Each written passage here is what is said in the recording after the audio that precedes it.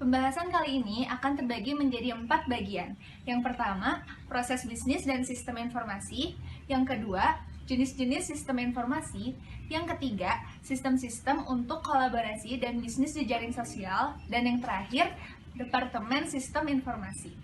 Agar dapat beroperasi dengan baik, suatu perusahaan pasti berhubungan dengan berbagai pihak, seperti pemasok, karyawan, pelanggan, faktur, pembayaran, serta produk dan layanan yang ditawarkan oleh perusahaan tersebut.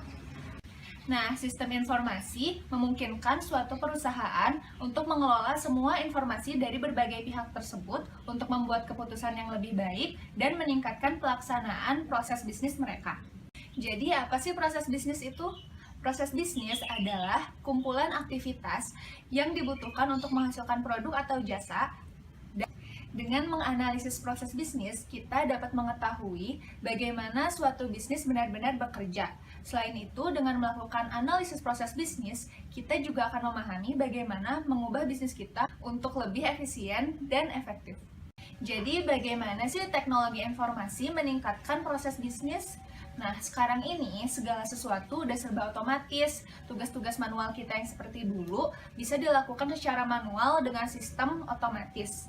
Nah, hal ini membuat proses bisnis lebih efisien lagi. Contohnya, proses promosi. Saat ini, proses promosi sudah dilakukan secara otomatis oleh sistem. Jadi, informasi tentang bisnis kita bisa tersebar luas ke dunia yang lebih luas lagi, sehingga bisnis tidak hanya efisien, juga mencapai efektivitas.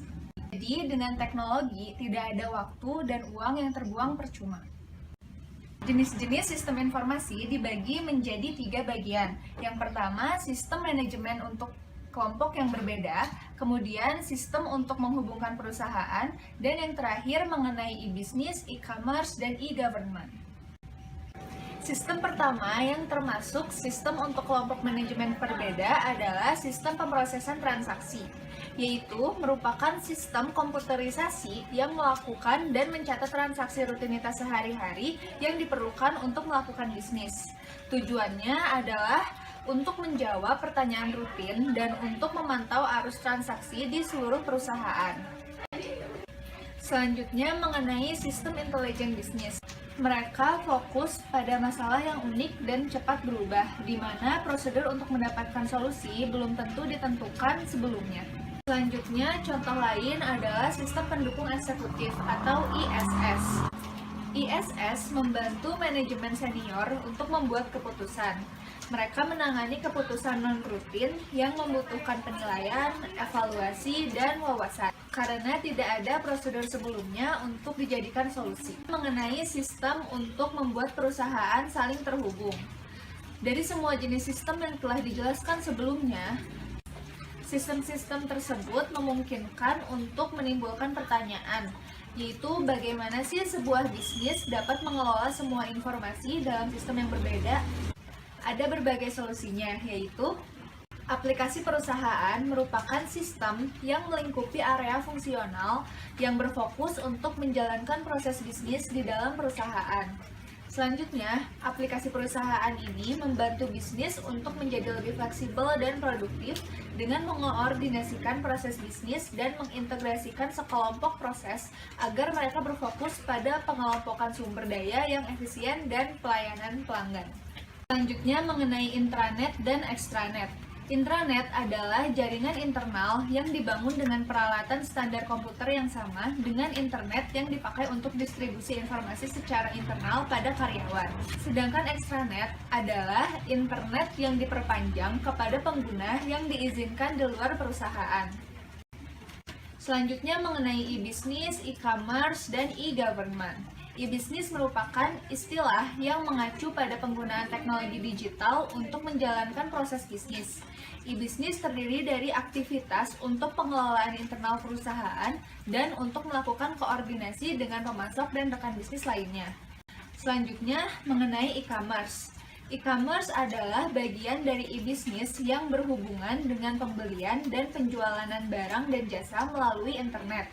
Dan yang terakhir mengenai e-government.